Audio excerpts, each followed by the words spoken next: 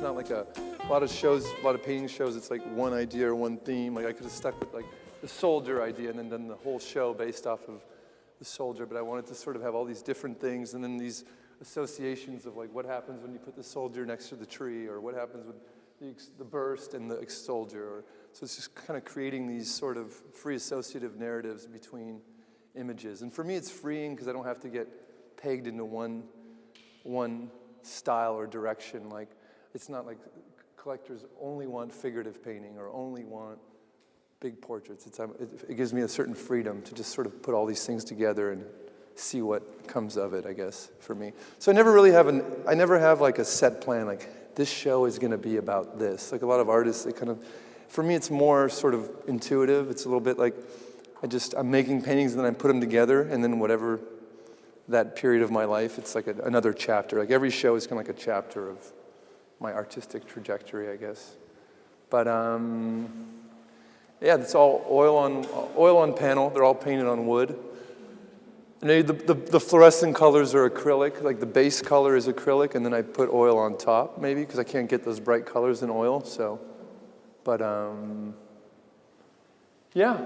So feel free to ask any questions if anyone has any questions, or just look and don't say anything. It makes my job easy. No, I don't mind answering questions, but Entitle this project Parallel Universe? Why did I title it Parallel Universe? Parallel Universe. I was just reading about this phenomena or this idea that when the Big Bang happened, that there was also this other simultaneous universe with another orbit and another, how do you say it? Another universe, essentially. And I wanted to sort of, it's just a big loose title that allows a lot of freedom. Like, this is parallel to our universe in a sense, but it's not literally our universe. It's my own universe, I suppose. Yeah, titles are difficult because it has a lot of weight to a title, and it can really like direct the show in a specific direction. So I like to leave the titles a little bit ambiguous. What about the images and the subject matters? Where do you get your inspiration from? It really varies. Like some paintings sometimes it's really purely intuitive. Like I literally have no plan and I'll start just painting. Like this painting you can see, there used to be another painting underneath. You see this big head here? And so there was a whole scene behind this painting. Initially, the original painting was this pink painting. The whole painting was pink, and it was a whole scene of musicians playing outside on the streets at a protest. I was just inspired by these musicians playing at an Occupy protest. And then I didn't like the painting, so I decided to keep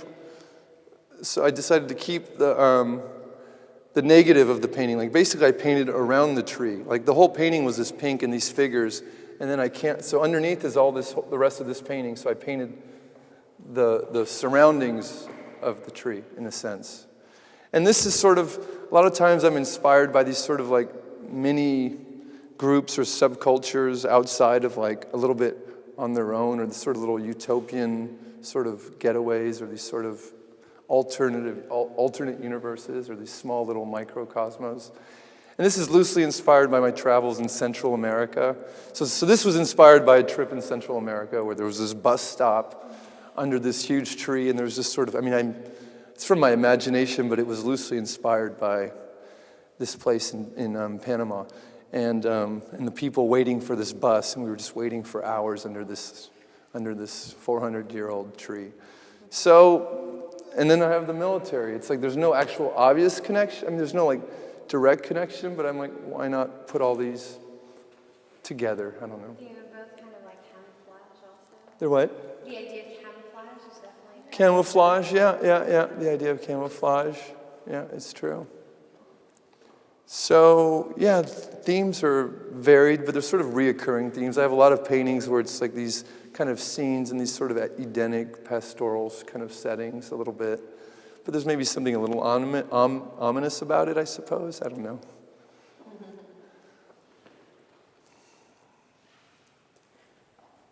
Why did you choose to paint on wood? To paint on wood? Because sometimes I sand the surface, like with like actual sandpaper, or sometimes I also put a stencil. Like I put You guys know what stencil is? You guys all studied art history. So yeah. You guys probably know more about oil painting than I do. But yeah, so sometimes I actually put a stencil in this whole painting, and I drew the tree, and then I cut out the tree with an X-Acto knife, and then I painted the blue or purple around it. And then I take off the tape, and then the pink of the underneath painting. So I'm able to really get these crisp lines with the tape, because without tape, it's hard, like where the edges meet, it's difficult to...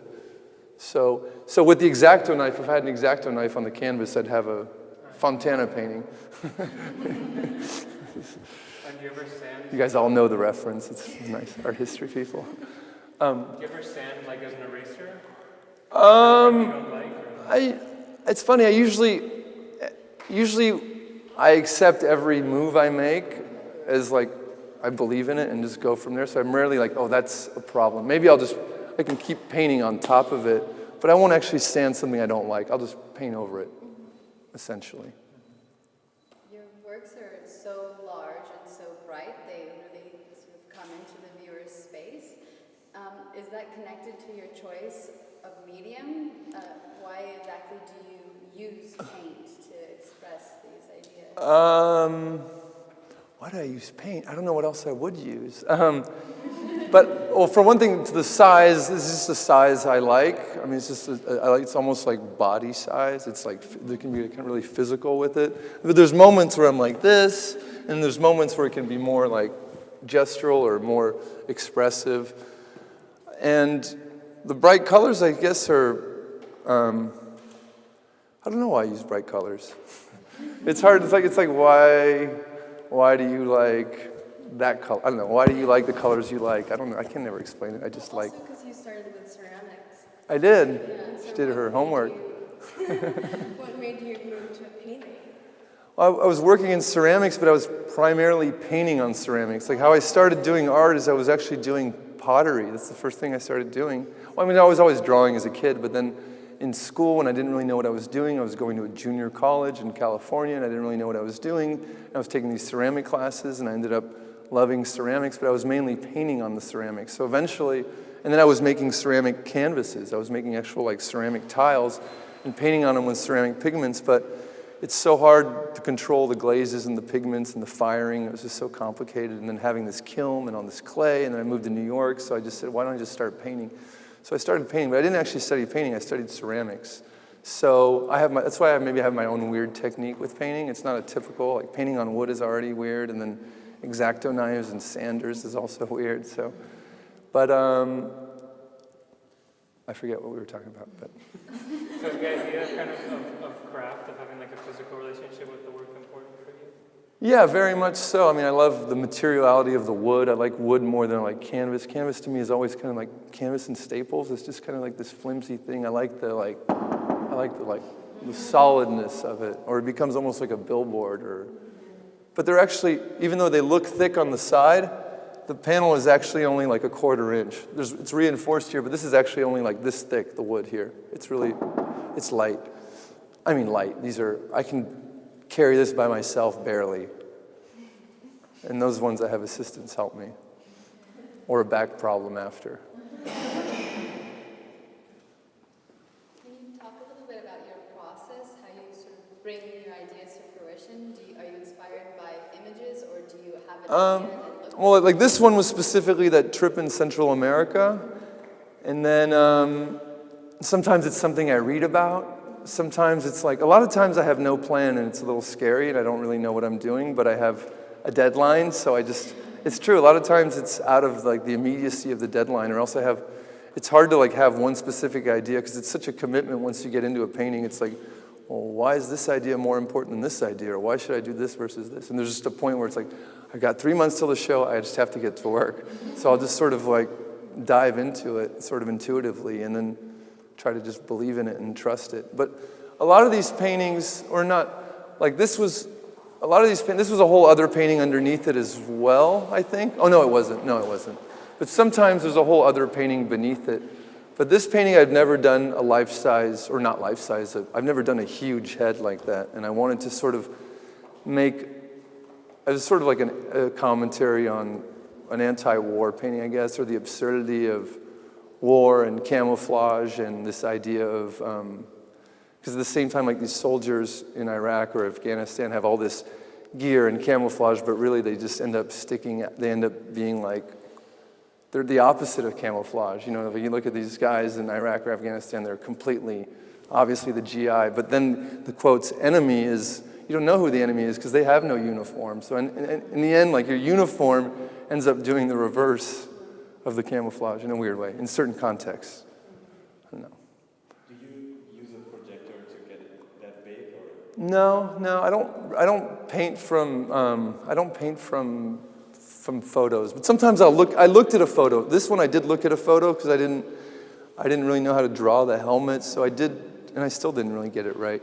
But but no, I don't really like projecting. I don't, because I think like Richter and Toymans and all these guys who worked from photography did it so well that I think a lot of times it's hard to reinvent working from photography, or it just looks like photorealism. I wanted to add more of my own psychology or something more personal, I guess. Like, I've seen enough trees to know how to paint a tree. I've seen enough nose and eyes to paint that, and then these are easy. I mean, easy, no, but this is like, there's no obvious direct reference of like how to paint this, but so I usually don't work from photography, but sometimes I'll look at an image like a horse. Like, oh, I can't draw this horse. I'll look at a horse. Like, okay. But for the most part, like it's freeing for me because I don't like working on the computer. I don't like Photoshop. I don't want to have to go. A lot of my friends will do Photoshop and then they'll blow it up and then project it. I'm not that patient. I just like want to go directly into it. But like this painting, for instance, the whole painting was pink. The whole painting was all pink, and then so you see the pink here. So it helps sort of like the base of the painting was pink, so it sort of helps unify it, just having that as like a ground in a sense. Just like that painting over there, the base of it was all this bright yellow green. So somehow it's like, I usually try to start it off with a color and not just on white. So you already have like a color that sort of helps bring the whole thing together. Because if you have like a white canvas and you have your blue and your red, it's just like, it's so jarring, and it helps sort of like unify it. And then it's interesting, like if you do a yellow base, but then you put a blue or a green on top of the yellow base, like all those colors can sort of change, I guess, in a sense. And I read in the interview, in the book, that you call like this process of your heart action painting. Did I? Yeah, I read it, and I didn't know that. I don't really think of myself as an action painter, but yeah. What interview? Where? the book. Oh, in the book. Okay. All right. I guess so. I'm not really the artist. Well, like certain paintings demand a certain like physicality or a certain kind of like, yeah, like the burst painting is sort of like, in a sense, is like an action painting in the sense that it becomes like about the energy and the energy in making it also. Like I have to sort of be in a certain like mindset of like making that painting versus like the tree. It's like such different energies. Like this is so loud and the tree is so kind of quiet. So there's moments of action painting and there's other moments of like non-action or little action. You work a lot with Printmaking, I just don't have the patience for printmaking. It's so meticulous and graffiti, I've never really done graffiti. I mean, I paint with spray paint sometimes, but I have a lot of friends that were like graffiti, but I never really was in graffiti really. But yeah, I don't know what to say. But sometimes I use spray paint, but not in these paintings. In the same interview she referenced, you mentioned being frustrated with people not realizing that art was sometimes about the visual experience. They tend to forget that. And then you also referenced while still being able to fight for something or believe in something at the same time. Mm-hmm. And I'm just wondering what you consider, at least in this show perhaps, what you're believing in and fighting for in the visual sense. Yeah. Well, I guess that reference was that, yeah, a lot of shows I see in New York, sometimes it's less and less about like an actual visual experience. It's more about like conceptual. There's a lot of text, and it's not so much about like visual seduction. It's more about ideas. It's more about reading and research, and not so much about. So for me, it's very important to like still have like a visual seduction, and at the same time maybe, I don't know, bring up the idea of soldiers and camouflage, or bring up this idea of these sort of like Edenic escapist, these places of escape, or the burst. Is it either it could be an explosion, or it could be an orgasm, or whatever. It could be a flower, you know. So I like this duality of these two worlds of like, it could kind of like teeter into both places for me. It's kind of nice to keep it relatively ambiguous. I don't want to hammer anyone over the head with like, I don't have like a manifesto or a determined thing I'm fighting for specifically, but I like to maybe I don't know, illuminate people into another world, or. Why do you think the Maramotti collection was appealed by your art? What do you think is kind of What did they like about it, you think? yeah, or what was I don't, good question, I should ask you. how did it come about, I guess? Yeah, they invited me, but there's Mario Giacono, who wrote the introductory text to my book. He had a space in Boston. He had one little room, or one big window that he would show pieces to, and he was sort of Luigi's advisor a little bit. He sort of was, and Bob Nick is the curator. They're curators and dealers in New York, and they sort of show Luigi like, this is what we think is interesting art in America. What do you think? And then either he likes it or it doesn't. And luckily, and they bought 2 other paintings of mine too. So they have 2 other paintings that are in the Painting is Radical Form show that you guys might see tomorrow. I don't know. When you receive a commission such as this one, do you try to use it to create something you are already thinking about, or do you respond to the space and the situation? I mean, I came to see the space just to get an idea of proportions and what, you know, how big of, but usually it's really intuitive. I'm like, I'll just make paintings, and my show comes up. I'm like, okay, here's the paintings I have for the show. And then I have to come up with a title to bring it together, but yeah, it's usually this kind of like, I mean, schizophrenic in the sense that it can jump from this many different, I want it to almost be about all these kind of like just visual inundation or different sensibilities or ways of thinking, or I don't know, so I've always worked. A lot of my shows look like this in the sense that there's just lots of different approaches to painting. Why don't we go just look over here? Is there a link between The 2 globes? Yeah.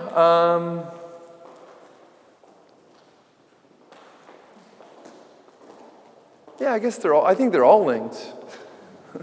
I think they're all linked. So those 2 globes are probably definitely linked, yeah. Is there a political connection between a political idea on your Not a specific one. I hope for world peace one day, but this was sort of this idea. I mean, it's obviously not a specific.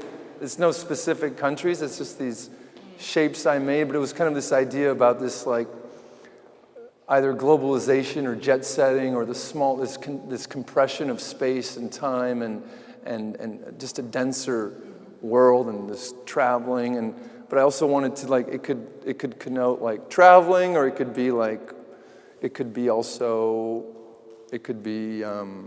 targets, it could be missiles, it could be travel. I wanted to sort of have this ambiguity of like this compression of space, or this idea of painting the world. Something as like stupid as like, oh, I forget painting a tree or a house or someone. I'll paint the whole globe from space. Probably it's also related with your biography. Yeah, traveling a lot. I traveled a lot as a child. I was born in France, and then I lived in Spain, and then I lived in Switzerland, and then I moved to California, and then I moved to Lausanne, and then I moved to New York. So it's a lot. Like I grew up traveling a lot, or moving a lot, or this kind of like this manic idea of like this smaller world and the ease of travel, or I don't know.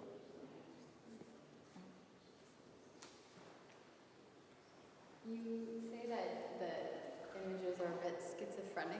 Is that related at all to the concept of being inundated with imagery and in the modern world at all? Yeah, I think it's a combination of like, I mean, even just 10 years ago, 12 years ago, I didn't have an email account or a cell phone or Google, or now it's like my phone, I have like the whole world at my hands. I mean, just that alone and how easily we're distracted. It's like, oh, let me text this, and then let me Facebook this, and then let me see the weather, and then let me see the news within like 4 minutes. Oh, and my mom's calling. Oh, let me get back to Facebook. I mean, so it's just like boom, boom, boom, boom, boom, boom, boom.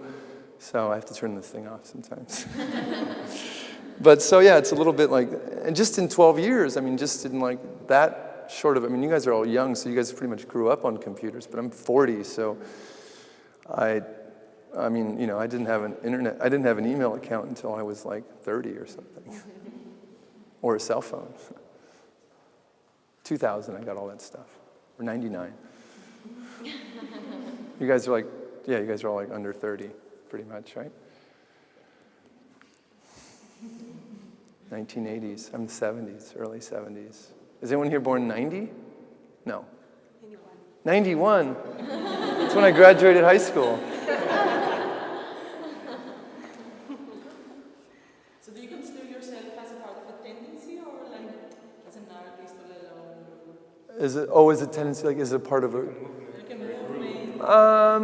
Not really. I feel like there's so many different groups, but I don't really feel that much part of a school or a thing. A little bit. I mean, there's certain painters I identify with, or that we sort of grew up together a little bit, or our careers kind of went side by side. This other woman, Dana Schutz, who used to show at the gallery I showed at in New York.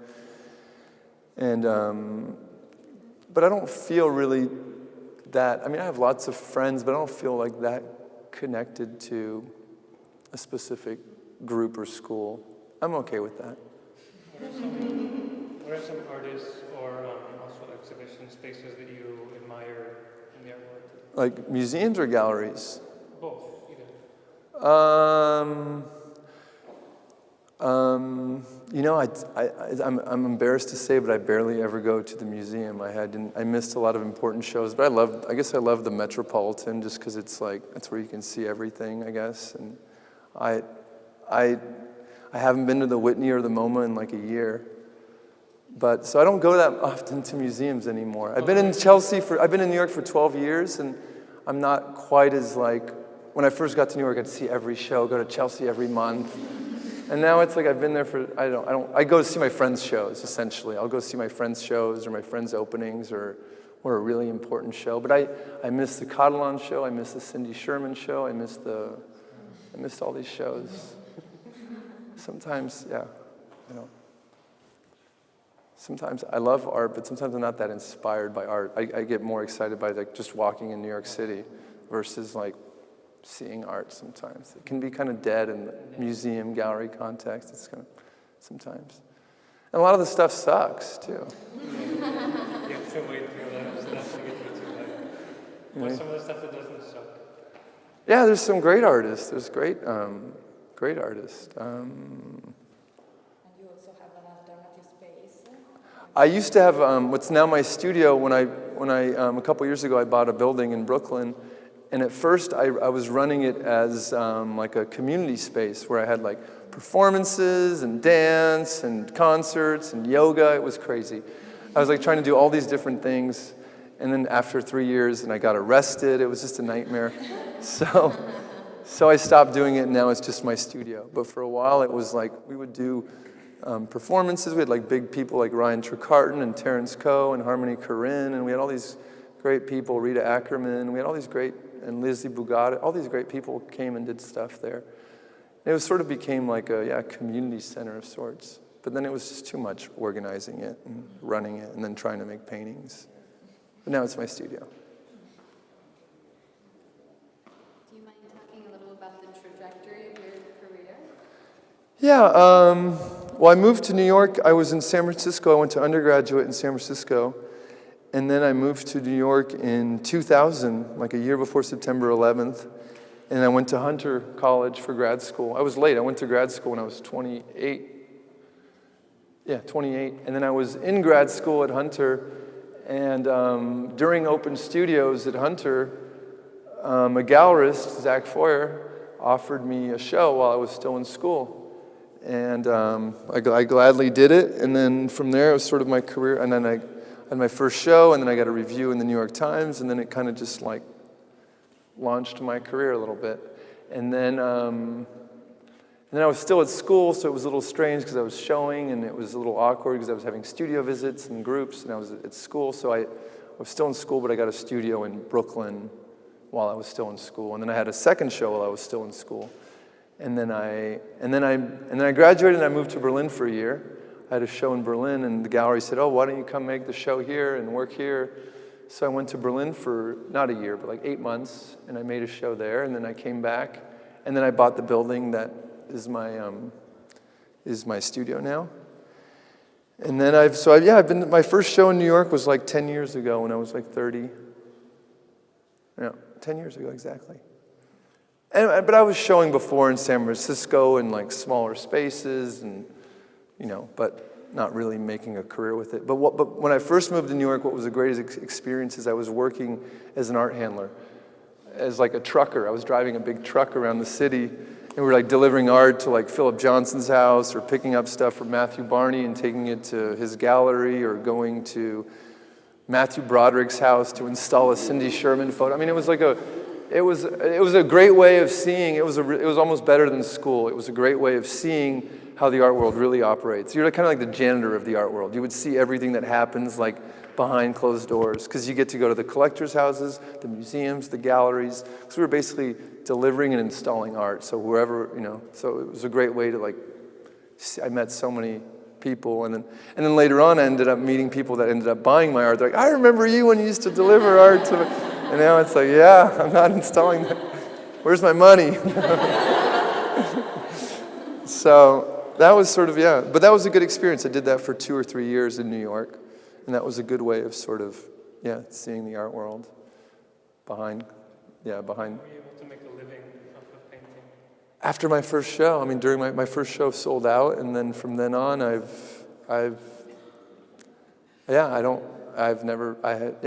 I don't have any paintings, which is good. I mean, I don't have any paintings. So I've been lucky ever since. Or I've kept like 4 paintings. I have 4 paintings. And my parents have a couple paintings. Why did you choose to keep those paintings? I didn't even keep the best ones, which is stupid. I don't know why. Some of them, I actually bought one back once. I don't know. Good question. Why did I keep the ones I kept? I mean, some of them because I really liked them, or some of them were sort of an important painting for me. It was like, oh, this painting is like the first painting where I'm doing this, and it actually ended up leading to other stuff, sort of. Or there's like a painting where it's really kind of like in this transition between abstract and representation, or certain moments. Or I try to keep paintings from at least like every 2 years. I try to have at least one painting that's like a document of a time or something. But also the hard thing is like I don't make that many paintings, so when I have a show, it's like I can't really be like, oh. And then if it is the best painting, I can't really keep it. I got to show my best painting for the show, That's the problem, really. Oh, I forgot there's a camera. And this is like, I work pretty fast. This is like 3 months of working. Which one is the first that you did? Well, usually what I'm doing is which was the first one I did here? Maybe the tree painting, or the burst. But usually I'm just starting one painting. I'll start one painting. I say I'll start this one on Monday. And then the next day, it's too wet, so I'll start another painting.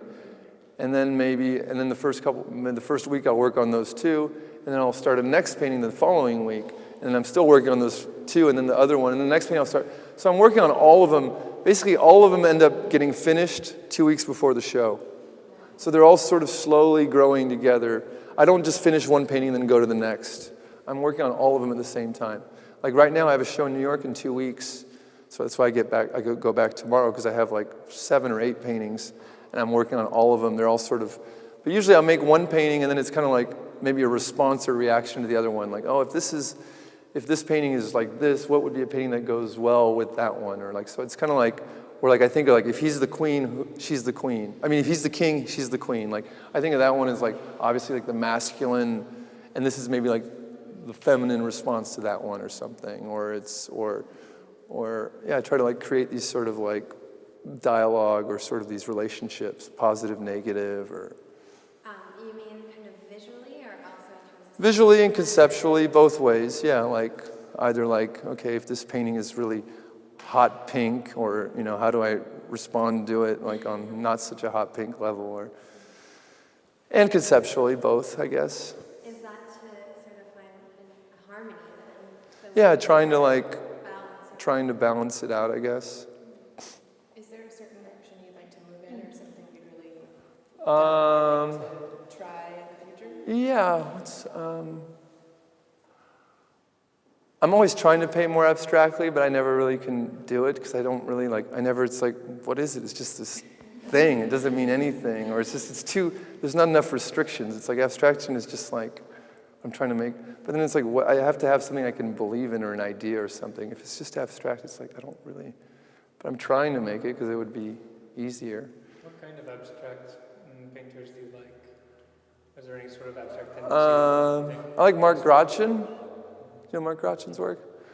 I like abstract painters living now. Or not? I guess I don't really. I don't like most art. I mean, I like, of course, like. Well, who are some of your influences? I mean, of course, like Rothko's great, Jackson Pollock is great. I mean, but like new abstract. I don't really like abstract painting that much, I guess, even though I'm trying to make it sometimes. But That's more of a personal impulse than something that you see and it's like, yeah, I want to do something like that. yeah, I don't know. I mean, there's lots of great artists. I'm not saying there's not lots of great artists. I just don't know which abstract. I guess I don't like abstract painting that much because I don't really know any. Then don't do it. Yeah. I like the Cunellis pieces upstairs in the collection. Joseph Cunellis, is that his name? I like his paintings. I like some of Twombly's paintings upstairs. I like some of Kiefer's paintings upstairs. I like some of Boslet's paintings upstairs. I like some, the obvious, I guess. And what about your target? My target. Do you think you paint? It's like German translation. I love it. Sorry. What's about your target?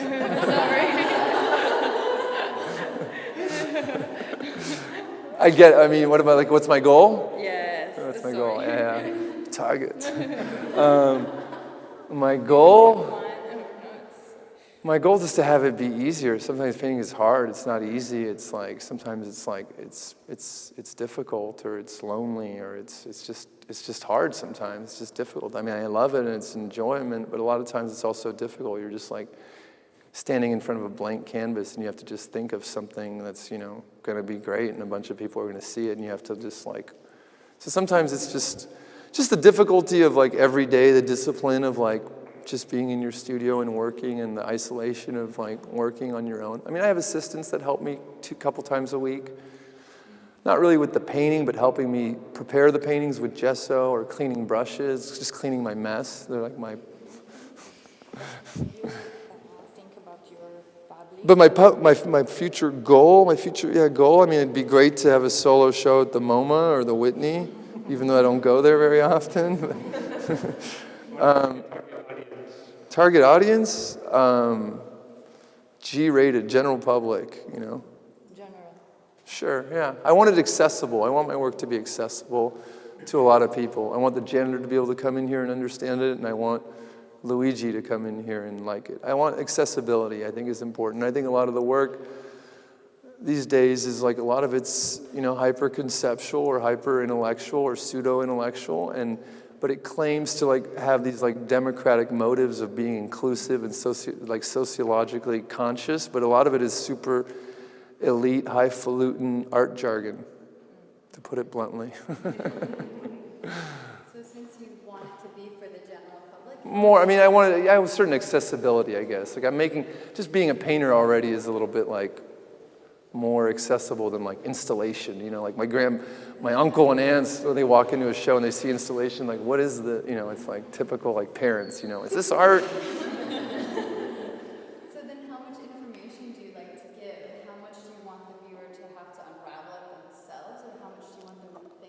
Yeah, I want them to figure it out on their own. Sort of. I mean, I just want to leave it open-ended for people's interpretations. I don't want to... I think some of my work earlier was a little bit more political when I was really like angry about like the Bush administration and going to war in Iraq, and I was really like, and I just moved to New York, and it was September 11th, and it was like New York was like a police state, and it was just like, I just got to New York, and it was like, people were wearing NYPD hats, like it was like cool to be like NYPD fashion, like it was just a weird time to be in New York. So the work was kind of like directly responding at the time a little bit more than it does now to what was happening, and now I'm sort of like, it's not as like didactic or not as like obvious of a thing. I want it to be more, for me it's also like, what happens when I make all these paintings for 3 months, I put them together, I'm like, oh, what a weird world I've made. It's kind of a discovery for me as well, you know. That's what's kind of exciting for me, is like seeing like what happens when I work for 4 months and put these things together, what is it? Versus like, I'm gonna do a show about this, and I'm gonna do this, this, and this. It's kind of like going on a road trip and already knowing where you're gonna go and stop and what you're gonna do and where you're gonna eat. And I'm like, okay, I'm just gonna go and we'll figure it out on the way. It's funner. So then how do you judge when you're finished? The gallery's calling me to tell me they're gonna pick up the art in 2 days.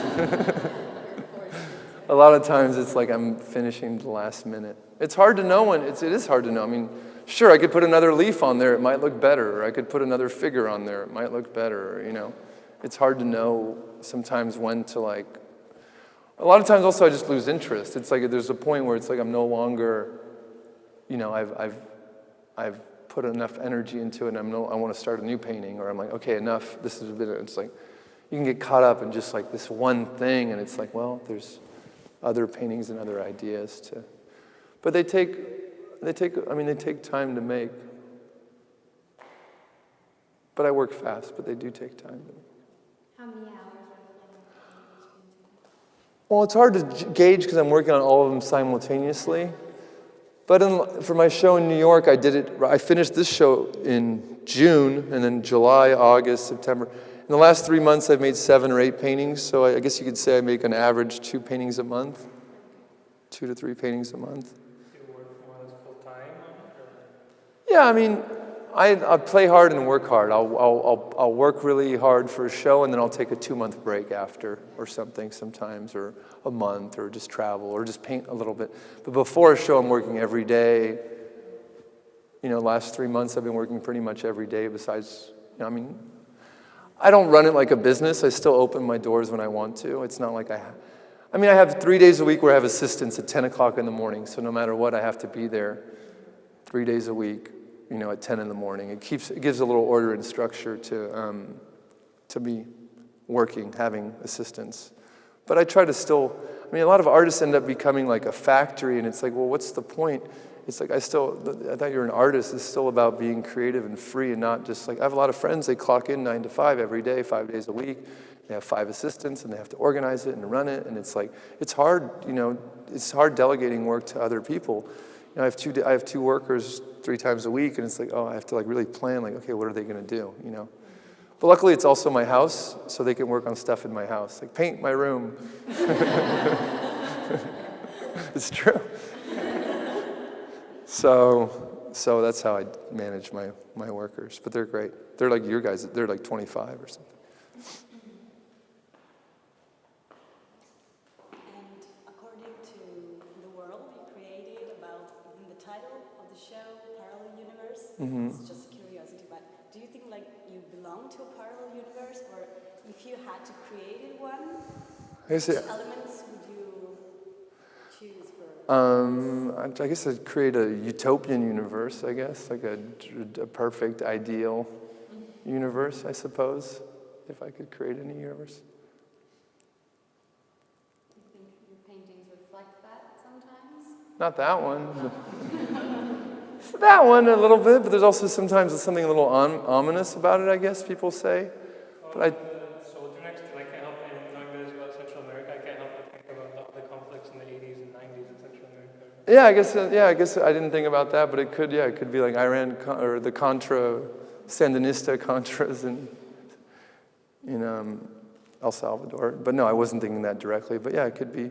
My friend thought it was a party. I was like, no, it's people waiting for a bus, you know. But so it's It's, you know, it's painting, it's poetry. It doesn't have to be like, everything has a manual and an explanation and a reason for being, and it's like painting is still one of those few things where like, why do we have to have everything so defined or explained or understood, you know? Why not still have a little bit of like ambiguity or poetry or self-discovery or mystery or fantasy, in a sense. But was there a reason why you abandoned the initial project of that? Oh, I just can't paint figures that size, and it looks stupid. Like, this is a hard size see, this is a stupid head right here, and this is a stupid head right here. I was trying to make figures that big, and I don't really, and it just didn't look right, so I just covered it up. But sometimes it's also freeing to know, like, oh yeah, you can always just, whatever you're painting, you can always just, it can be a base for something else. So you already have like that initial history. For me, it's a lot of layers. Like a lot of these paintings, like layers and layers. Like a lot of this is painted really thin, like almost like watercolor, and then it gets thicker as I go, but it's diluted not with water, but with linseed oil and turpentine. But it's like, so it's lots of thin layers. So if I can start a painting, it's freeing to know, oh, I can always just cover this up. So that's a little bit of like, it's a big commitment to get in this big thing and this big panel and the paint and all this. And it's like, well, it can always just be a base for another painting. Do you guys have a favorite? I think That one? for me. First? Which one? That's for you? Oh, good. Everyone has a different good favorite. If I had to take one home to keep for myself, I'd probably take this one. Or the soldier. I wouldn't want to live with that, but...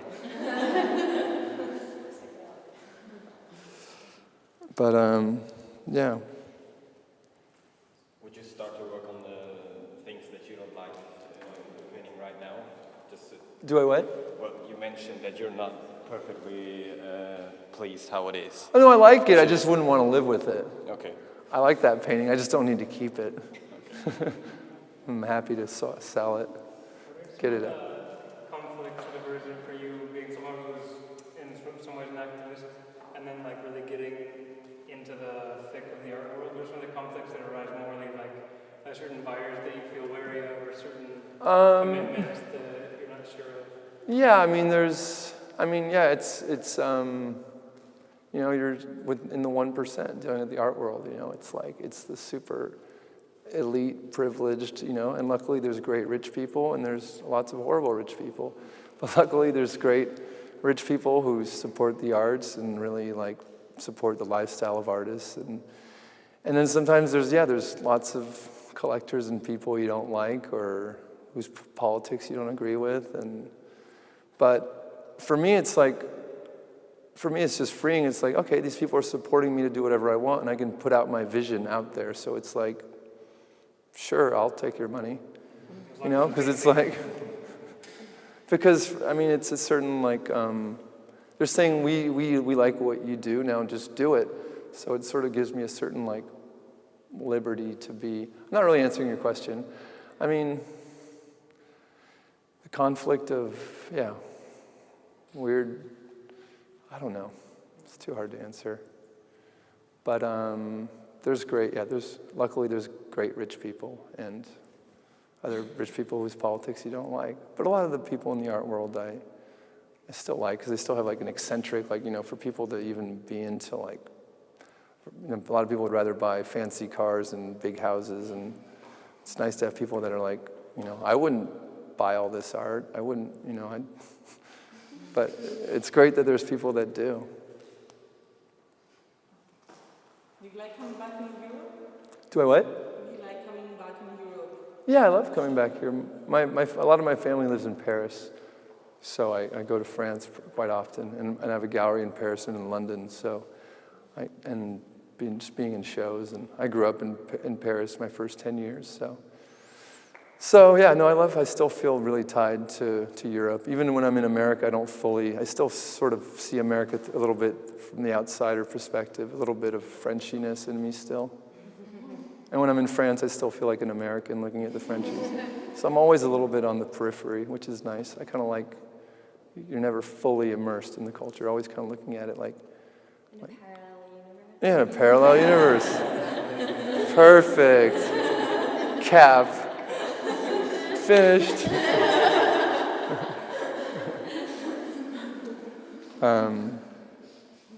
Yeah, what time is it?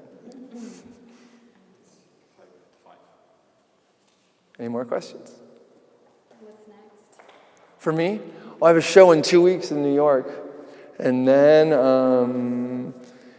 I have a show at the Montreal Museum next summer. It's like my first big museum show. I mean, I guess this is sort of a museum show, I guess. But, and then I'm doing a book. I'm doing like a real big book with Rizzoli, which is taking a lot of time. And then I have a show with Victoria Moreau in October in London. So that'll keep me busy. It's a huge space. It's like 5 of these rooms.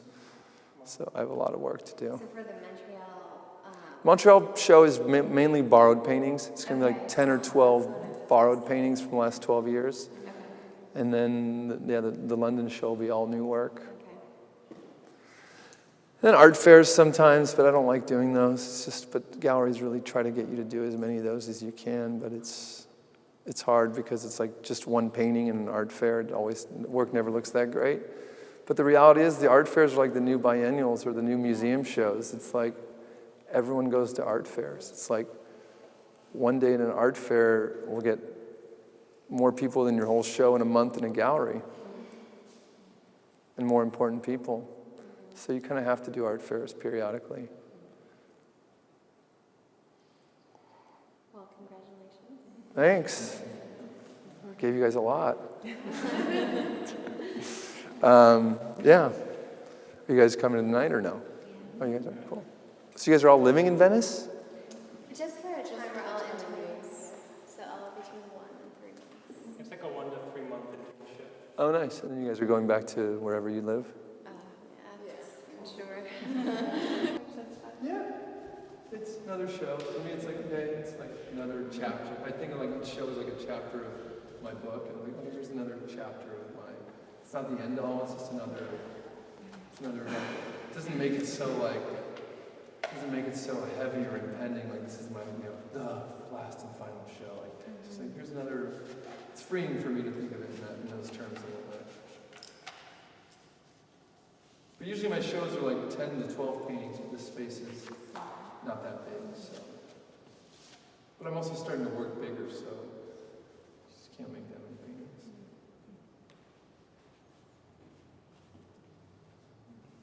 Okay, thank you very much. Thanks. Yeah.